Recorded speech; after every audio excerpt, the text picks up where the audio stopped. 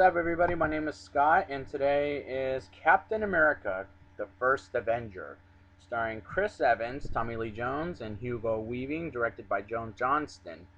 And before you listen and watch this video, thank you for listening and watching, but I advise you push stop now because in the next maybe 5-10 minutes, it's all over. For those of you that don't want to spoil it for yourselves. But, and I'm sorry about how a week late this one was. So let's get into this, shall we? Um, so, in 1942, Norway gets attacked by Johann Schmidt, who's played by Hugo Weaving. Remember the Matrix films? He was Agent Smith, as he gets the power of Odin's treasury. Meanwhile, Steve Rogers, played by Chris Evans, remember Fantastic Four? He was Johnny Storm. Gets rejected by the army, getting beat up when his friend Bucky saves his life. When he sees a show by Howard Stark, played by Dominic Cooper, father of Iron Man himself, aka Tony Stark, except Tony isn't really in this movie, it's just Howard himself. So, anyways, he tries to sign up for the army again with luck when Dr. Abraham Erskine, who is played by Stanley Tucci, overhears Steve and Bucky's conversation. Abraham recruits Steve as a chance by asking Steve questions about why he wants to be in the army, and Steve passes Abraham's test and joins in the army. Johann tests Odin's treasury of power as Steve is introduced by Agent Peggy Carter, played by Haley Atwell, and Colonel Chester Phillips, played by Tommy Lee Jones. Remember Men in Black? As they're training, Steve gets tested with a grenade as Colonel Phillips thinks he's super skinny. Abraham tells Steve that the story about how Johann became the Red Skull, which we'll see later in the film, and tells Steve to not become the man Johann became. Johann finds Abraham's location as Steve becomes a buff man. A terrorist blows up the safety room and shoots Abraham as he discovered. Steve chases him down as the terrorist is grabs a kid and puts a gun on his head as the terrorist throws the kid in the water, and the kid tells Steve to get the terrorist, he can swim. The terrorist almost escapes as Steve punches a hole on the glass, and Steve gets the terrorist as he choked himself to death. Steve wears into getting Johann, wants in to get Johann Schmidt, but Colonel Phillips refuses. By a committee man gets Steve on a Broadway show called Captain America, and it becomes a hit all over the Americans and make a movie out of it. But the Americans that are at war give Steve a hard time and say, and on the show, and demands to get the girls out like this. Hey, we want girls, man. Okay. Awkward. Okay. Moving on. And Steve thinks he's dancing. He's a dancing monkey. Steve hears his friend Bucky is behind enemy lines.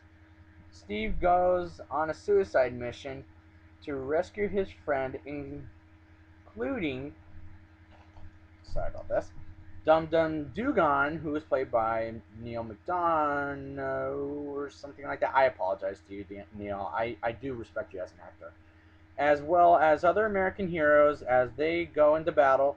Steve runs into Johann Schmidt and sucker punches him. Here, let me show you like this. Bam! Like that. And Steve run. Oh wait, where am I? Oh, here I am. And Johann reveals his red skull, and the hundreds of American men nearly 400, I think it was counted, come back to the base as well as Captain America himself, aka Steve. Steve gets hired into action as Captain America in his own group, including Dum Dum and 4 others, including Bucky.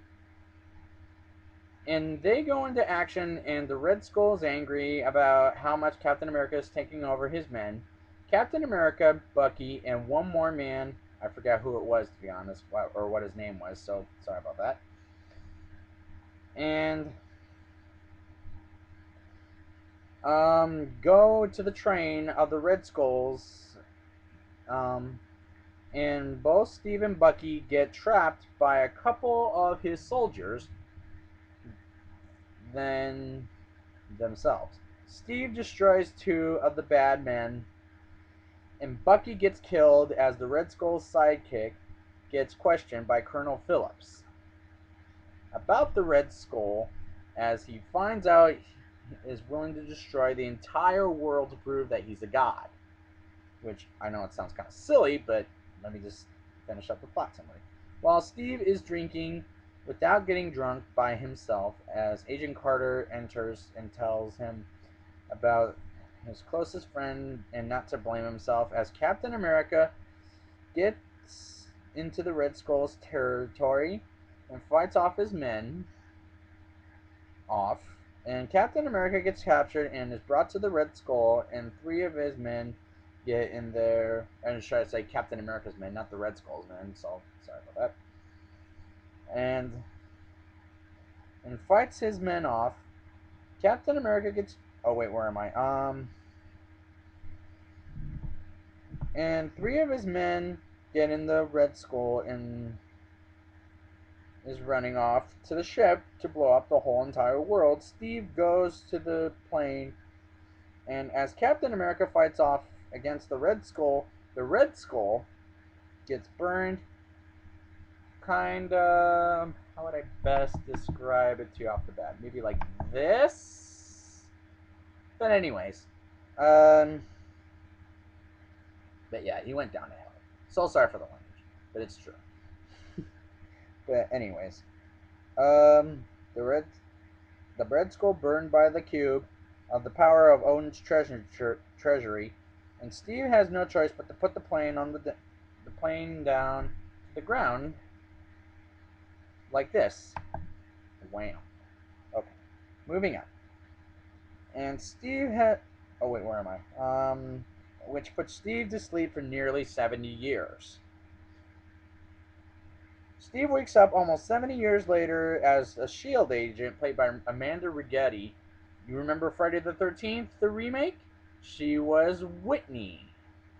Well, the girl in the film. Let me just tell you like that much. Tries to convince Steve that he's still in the 1940s and realizes it's a trap. Steve finds out that New York has changed a lot, and Nick Fury, played by Samuel L. Jackson, woohoo, tells Steve he's been asleep for almost 70 years. Credits roll, and stay for the entire credits, by the way, folks, because let me tell you this, because once I tell you this, it's going to be all over. The Avengers teaser trailer shows up, and prepare for May 2012. So stick around for the credits for that scene. Well, not scene, but the trailer. But anyways, you can't top Iron Man, which I will admit.